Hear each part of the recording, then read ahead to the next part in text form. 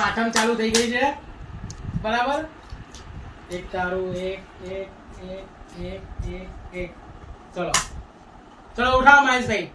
બંધ છે આપણો બંધ ને લા 200 નું બંધ બોલ ભાઈ 400 આવવાના બોલ તું ગઈ બંધ બંધ કેટલાનું આપણે 300 આપણા બીજા 200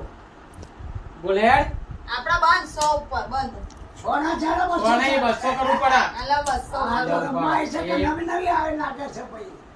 આ 300 300 બીજા 300 બીજા